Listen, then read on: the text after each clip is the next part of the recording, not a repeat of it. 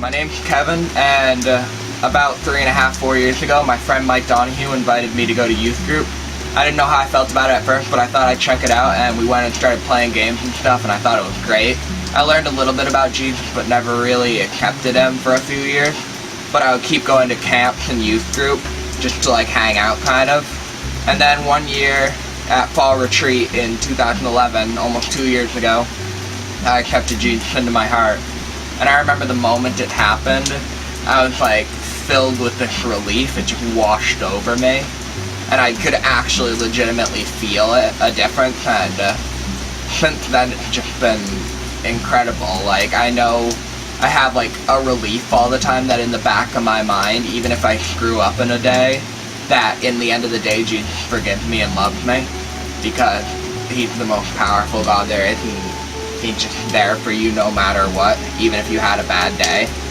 And I don't think I would just be such a different person without my religion, because it helped me like set my morals straight and keep doing what I need to do, and not sin all the time and live a bad life.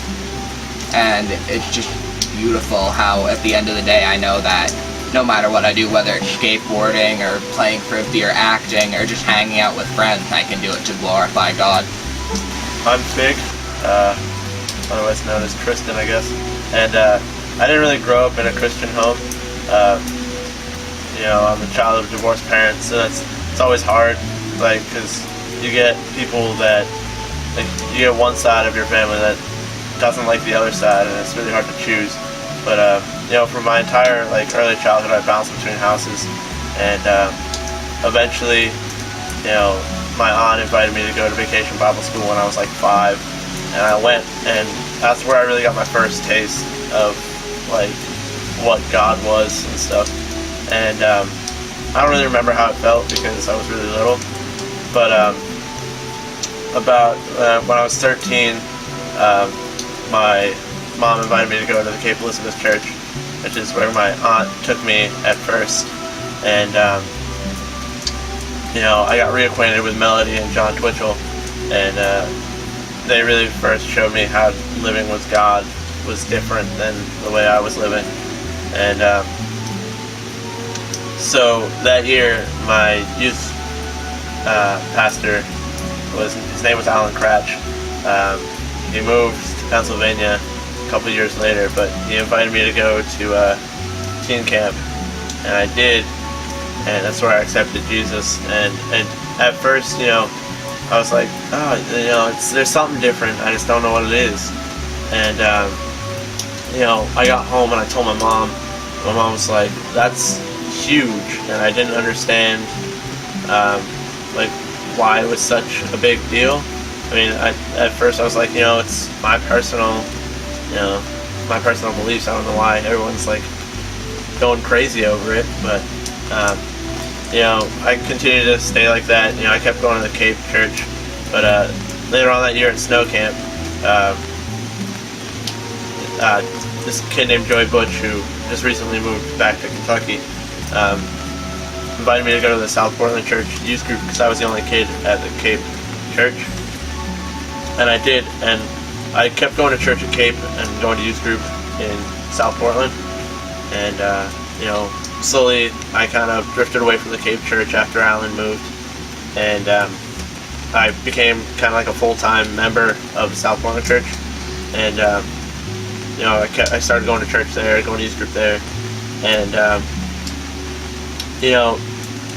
I met Tim and everybody that's there now. And, it's really good because I have all these influences around me that keep me straight, and if I mess up, they'll tell me about it. They're not afraid to be real with me, and it's a really good feeling. And so, I mean, now, I feel like personally it helped me to change into a better person, to be with God, because He calls us to be more Christ-like. And so, like, just being a better person, it feels great. And I have people come up to me all the time and ask, like, what's different about you? Like, if they haven't seen me in a while, they don't know, like, what's different. And recently I've had friends come up to me and ask me about God and stuff, and like just being able to answer some of the questions, and if I can't answer them, I know people that can. It's a really good feeling.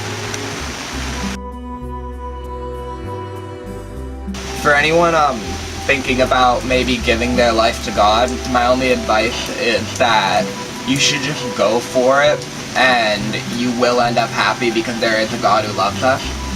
And don't worry about other people, as Cody said. That was great advice. But just keep going, sticking with it, and even if sometimes you feel like you've strayed away, that doesn't mean it's over. Even if you haven't been to church or prayed in a month, and you think, well, maybe I'm just not a Christian, that's not the truth. You can always go back, and God will always accept you again. So just keep on the path. Any advice if you want to walk with God is just do it. And a good example is something that my mom said to me.